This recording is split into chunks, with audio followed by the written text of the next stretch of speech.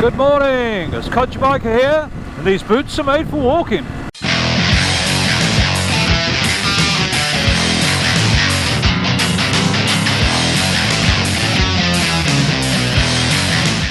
Yes, well, it's funny what you say when you're recording a video. My last one I said I'd do a review of my boots, and somebody said, could I do a review of my boots? So, as I've had a request, and as there's not a lot else going on at the moment due to the weather, that's exactly what I'm going to do. So I wanted some adventure boots which are a bit more substantial than the boots that I had, which were just Oxford trekkers, I think, or anyway, some sort of Oxford boots, mainly for road riding. So I wanted some more for off-road. I don't think they're absolutely essential for adventure riding, but you know what it's like. So I looked and looked and looked and did my research, and basically my criteria were that I wanted them to be reasonably heavy duty, that could be used off-road and on-road, would be compatible with the sort of quick shifter, so not diving boots, but more than that, that when I got where I was going, that I'd be able to walk around without having to take another pair of shoes with me. So looking around, the ones that I seemed to come out on top for those criteria were the Alpinestars Corozal boots, which are the ones that I bought. I'm getting on with them really well, I like them very much. They're not totally ready for walking around in when you get them. The first couple of days I wore them around the house. They're leather boots, they need to be worn in, but they're quite supple given the size of the things. But there were a couple of things I noticed. One was that my right shin hurt quite a bit when I was sitting down, not when I was standing up or sitting on the bike, but sitting on a chair.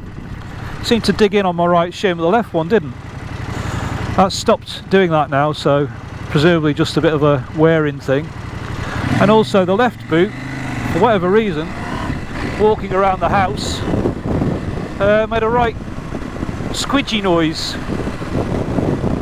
Now there is a plastic sort of friction plate to allow them to bend on both boots, and I think it was just that plate was making a noise. So again, I walked around in them for a while, and then took them motocross riding, as you may have seen in the previous video, and that stopped as well. So they're now actually very comfortable indeed. Still not at the level where I'd want to go on a 5-mile walk, but wearing in. And I have to say, on a day like today, it's very cold today. The wind's blowing very strong. They're actually lovely. Feel very comfortable. Now last week I wore them, as I mentioned, on the electric motocross session that we had, a couple of hours riding around through mud. If you haven't seen it, it's on my channel, and basically it was just splash splash splash. When I got my boots, my trousers, my jacket, everything was covered in mud. And interestingly, John, who was wearing motocross boots that he borrowed, had wet socks, washed his socks out in the sink before we came back. Of course, motocross boots very rarely waterproof. These boots have some version of breathable waterproof fabric inside them. It's not Gore-Tex, but I think it's their own version of it. My feet were bone dry, no water inside at all. My feet were warm. My feet are warm now, and it's quite cold out today. So for my purposes, for somebody riding mainly on road but who wants to go off road occasionally and also do the odd motocross session, because I'll probably go back, do that again, these boots are really good. And also, you know, as I say, walk around in them reasonably comfortably. They don't rub or anything. They're still at the moment just a bit stiff, but they're fine. So in England at the moment we've had storm, can't remember what it's called, again with a C I think. It wasn't Storm Cialis. Storm something beginning with a C, because you have to give them a stupid name now, don't you, Storms, or you can't talk about them on Twitter. And we're just getting ready for Storm Dennis, which, you know, it's just basically silly names for winter weather, but the point being that we are in the middle of winter in England at the moment. Winter arrives later every year. It seems to be February, March, so we are well into winter at the moment, and it's going to be chucking it down in a minute. So ideal conditions for these boots. I don't know what those boots will be like in the summer. I've seen some people have said they're quite warm, and I can imagine they are. On a day like today, they're absolutely brilliant. Got my heated grips on, got my Corozal boots on my feet. I'm only wearing jeans rather than my adventure trousers, textiles, which might prove to be a mistake in a minute when the rain comes down, or if it does. One thing about these Corozals is they're quite wide at the top, so if you want to wear your adventure trousers over the top of them, you need to make sure they've got a good opening. The ones I've got have got a Velcro opening, and they fit over the top nicely. So can you see my Corozal boots? They're still covered in mud. Yeah, they were absolutely caked in mud when I got them back, so I took a hose pipe to them. First of all, I covered them in motorcycle cleaner, muck off, and then hosed them down.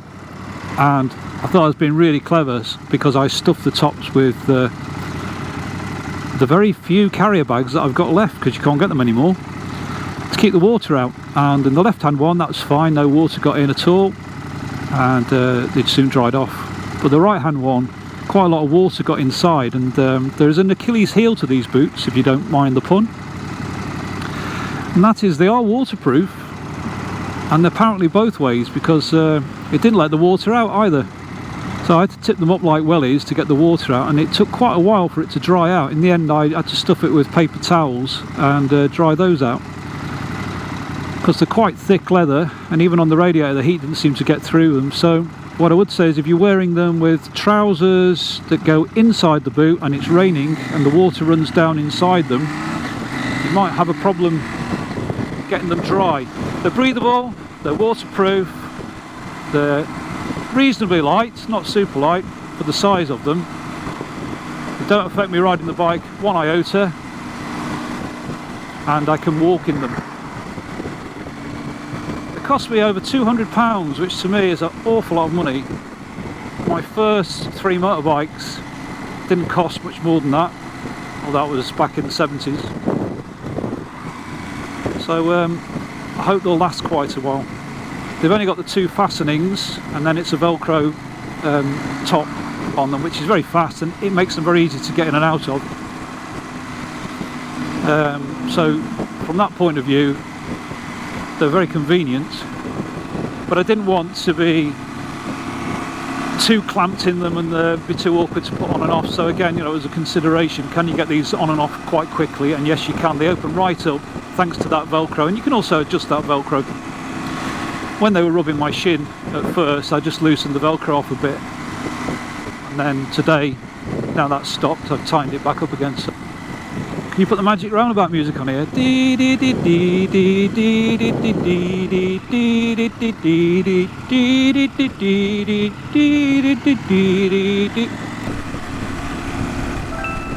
So in summary, the Corozal boots,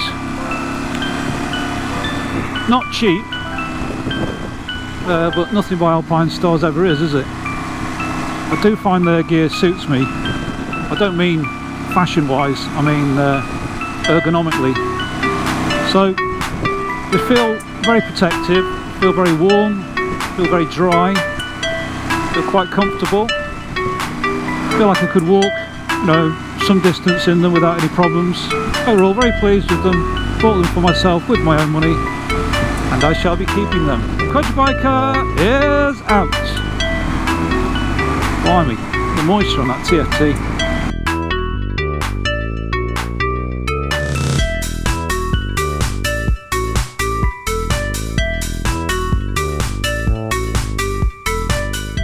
Oh yes, one thing I forgot to mention is I'm generally a 9 to 9.5 in a boot, and these are 44 and a half, which I think equates to a size 10, and they're just about right.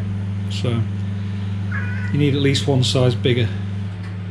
I probably would have been okay with a 45 actually. Give me a 45. Oh, sorry, we don't do gun things, do we? No, we don't. You know, you're right. No. Say hello.